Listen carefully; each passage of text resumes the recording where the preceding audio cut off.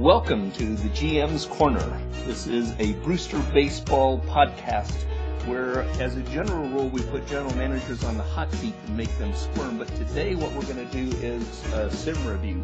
My guest today for his second time on the show is Justin Niles, the general manager of the Omaha Hawks, or the Omahawks as their fans like to call them. So welcome, Justin. Thank you for spending your time with me again here today. Absolutely. Excited to be here. It's a extremely interesting time around the league right now. We've gotten ourselves deep into June, and the All-Star break is coming up just around the corner. Lots of really interesting things going on right now. What's the first thing that you notice when you start looking at the last week of our ball games? Well, a couple huge things going on here. Just news coming across the wire. Long Beach today signed Carlos Gonzalez to a 6-year deal worth $84 million. That's a huge deal for Long Beach to keep, what some would call their franchise star in Long Beach and avoid free agency. What are your thoughts about that? Well, they're going to have to get creative in the coming seasons, just as far as money goes, but I think it's great. I think he's probably going to play his entire career at Long Beach. This contract takes him until he's 36. And, he's already in their top 10 leaderboards in most of the hitting categories, and he has a chance to easily be one of the top 3 players in Long Beach history, I think.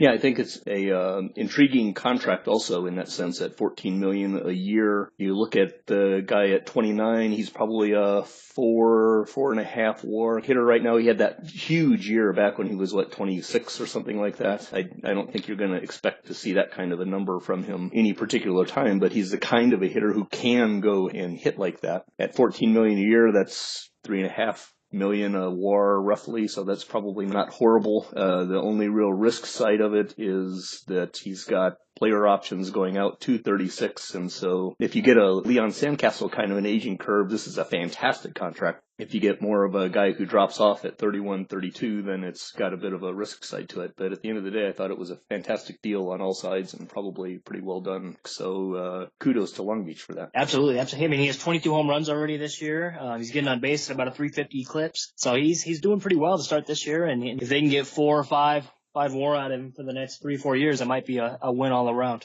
What else jumps out at you? The Pacific is down this year, and I was going to mention that, yes, they're down, but they're not out. They're coming back because their bottom 5 teams, California, Seattle, Valencia, Edmonton, and Vancouver, they're all in the top 11 for top systems. And so they're ready to come up when they can come up. But Seattle just actually had a little bit of bad luck. Their center fielder, who some thought was going to debut this year, actually just retired to go play college basketball. He was getting on base at nearly 50%, which was crazy for AAA. He decided to run off and play basketball, so that's a tough blow for them. Yeah, I think Seattle's got an interesting situation to deal with. Clearly, I thought they were going to be a much more powerful team at the beginning of this year than they've turned out to be, and I think that the difficulty that they've had is actually a surprise to Nathan Egan as general manager there. I saw that his initial reaction to the retirement of, what's the guy's name, Jen Ku Long, was to be baffled and saying, hey, well, if he wanted to go play basketball, it's fine with me.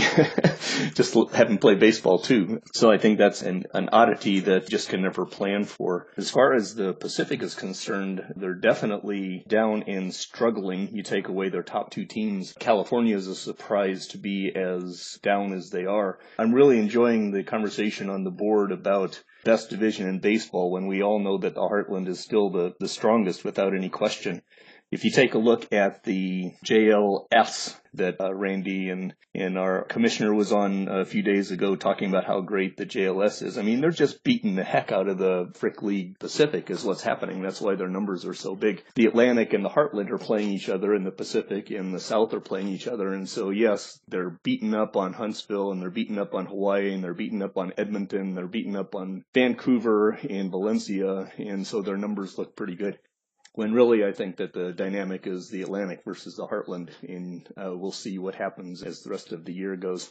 It's a fun conversation anyway, just because the teams don't play each other that often. Yeah, absolutely. I agree completely with that. And, Havana's quite a story as well. I was taking a look at Havana just because they have played so well this year, and it's all because of their starting pitching. And I truly don't think that their starting pitching is as good as it shows it is right now. John Reed has had a completely lucky year. His VA BIP is only about 230. So his ERA has got to go up as the season continues. Leon Ramirez, also in the rotation, he's walking a crazy amount of batters, but he's getting lucky and stranding a crazy amount of them as well. You can't continue to walk more than 9 batters in 9 innings on average and expect to have an ERA as low as his is. His ERA is at 2.97 right now, yet his whip's at 1.5 essentially. That's just absurd. The other 3 guys in the rotation, I think, are actually legit stars, but those 2 in Havana are so overachieving that I can't believe it. Yeah, it's an interesting question because, not to run down the Havana rotation, they've got some fantastic looking young pitchers, but they're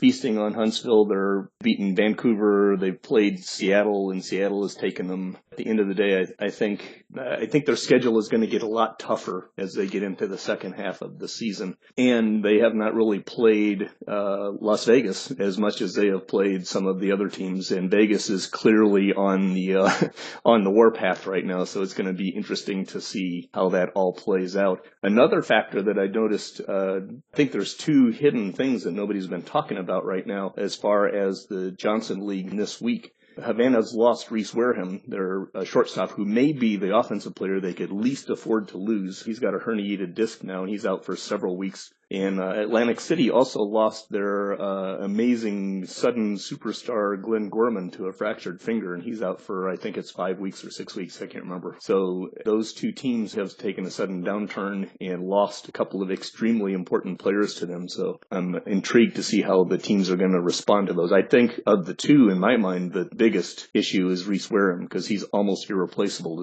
as a shortstop there for Havana.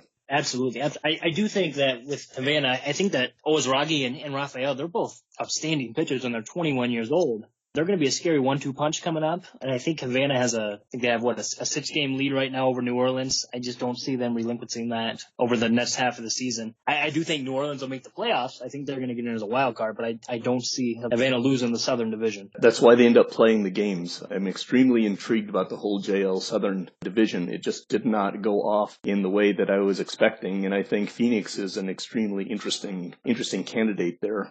I just don't know what to make of Phoenix yet. Matt said he was on the Phoenix train. I'm not off the Phoenix train, but you just don't know what's going to happen here in the JL Southern at all. And you look at a group like the Atlantic, the most interesting number in the JL Atlantic right now is 15.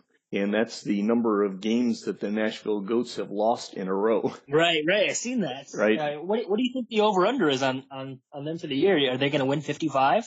That's probably the right over-under. I don't know. They might win 56, 57. They might win 53, 54. I don't think they're as good as they looked at the very beginning. Right? Because they... if you take 15 games away, they're 40-37. They were 28-37. I don't think they're a 28-37 team, but I also don't think they're a 28-52 team. So I would go over on that 55, and it might be as high as 59 or 60, but it wouldn't take a whole lot for them to be below that 55. So the over-under is probably between 55 and 57. What do you think? I think that they're going to be right around 55. I think they're probably going to sell a couple of their players off. I did notice Luis Miguel Carrillo is on the trade block. Tough catcher for him. His contract's up at the end of the year. He could probably help out a playoff team. There's not a whole lot of other players right now that have really increased their value. They have a young guy. They have Curry in center field, but he's not going anywhere. He's young enough. I think that 55 is about the right number for Nashville this year. Alrighty, let's close up this week in review with a quick touch on Omaha. How are you feeling about your ball club as far as this last week or so has gone? Things that we can perhaps expect to see as we cross through the All-Star break? Well, we've had a rough year. We haven't got out the gate like I wanted to do. Somebody that's really pitching well for us right now is John Chandler. He's got his ERA under 4 now. He was over 6 at one point. During the month of June, his ERA is 2.97. So, he had a really good June. And in May, it was 3.35. He had a rough start of the year, and, he's kind of leading our staff right now. We did call Spike Wagner up. He's an interesting fella. His ERA is now at 7.11. He had a horrible outing, his first outing, with an ERA over 16. And his last outing, he kept his ERA just under 1.2. So, jury's still out on him, obviously. He's a young fella that's hopefully going to help us out for a bit. We have struggled in center field. Jimmy Starks being out obviously hurt us. Carson Stoller, we were ready to call him up and let him anchor our rotation, but him being out has hurt us as well. We're sitting about 3 games over our expected record right now, but we just haven't been able to consistently win, and we play in the Heartland. It's a top division. Do those injuries to the kids affect, are you pretty much kind of thinking about sliding the whole master plan back a year, or are you still... I don't think we were in position to necessarily buy this year. I don't think we really have enough to sell. We have very few movable parts. You know, we have Chandler that we could move. We have Soto and Cologne that we can essentially move. But otherwise, we have enough young kids that we don't really feel like we need to sell to show some sort of progress here. We haven't been consistently able to win, like I said, so the jury's still really out. You know, we have a couple weeks still till the trade deadline, and so nothing's really decided. Morales at second base has heated up. Buck Munoz at first base has really heated up. Rojas has done a good job in center field since Starks went down.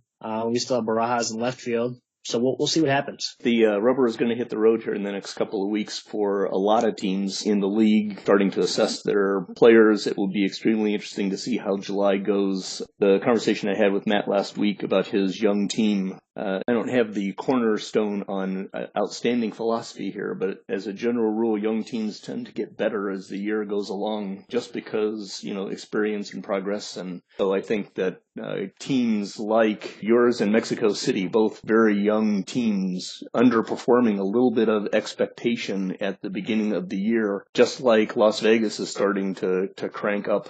Would be extremely interesting to see how the world looks in another month. Absolutely, and it's you know, the Frick League wild card came down to the last day last year, and it looks like it's about to do that again. There's 6 teams that are within 4.5 games of that last wild card spot. There you go. Alrighty, well, thank you for taking the time for this quick pitch look at the league here at the end of Sim. What is this, 13, I think? 12 or 13? I just want to throw one more thing out real fast. Oh, go ahead. Shout out to Leon Sandcastle of the Hustlers and Armando Reyes of the Jackrabbits. They both are within 1 home run of joining the 400 home run club. And Ricardo Hernandez of Atlantic City is about to cross the 200 stolen base mark, and he's 24 years old. So he's somebody to watch for us, see how many stolen bases he ends up with in his career. Always interesting to take a look at those leaderboards. Here's the most arcane, out-of-the-way leaderboard to look at. Double-A career home runs.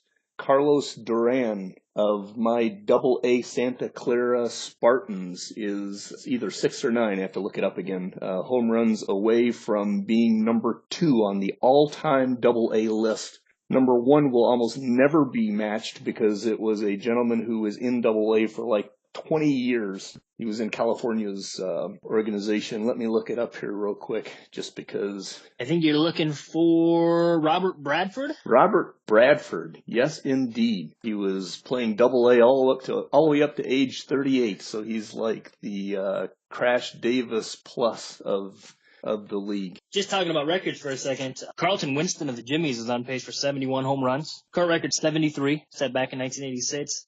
And he's also on pace for 170 RBI, and the current record is 182, held by Chamberlain also in 86. Oh, my goodness. Does he break either one of those? Does he break either one this year? Oh, my goodness. I was not actually looking at that. That'll be fun to watch. I don't have a prediction. That'll be fun to watch. Steve Dempsey in Madison is on pace for 251 hits, just 5 short of the hits record by Holton Blackwell in 2029. So there's some records that could be broken this year if these guys can keep up their pace. That's one of the great things about these quick hits is that you get to take a look at things that you never would have thought about. So outstanding stuff there, Justin. Thank you. Alrighty. Well, we'll bring this one to a close. Or do you have anything else? I don't believe so. I think that's it. Excellent. We'll bring this to a close, and we'll see everyone again shortly. The Brewster Baseball Association is an out-of-the-park baseball league commissioned by Mr. America himself, Matt Reckenwald, and competed in by 28 outstanding GMs. You can check us out at montybrewster.net. You have been listening to the GMs Corner, a podcast where we put BBA GMs on the hot seat. I hope you loved it as much as I did making it. Music is Cool Piano by Tagirius and is used under Creative Commons Attribution License. See you next time. Be safe, and always remember, don't trade with Louisville.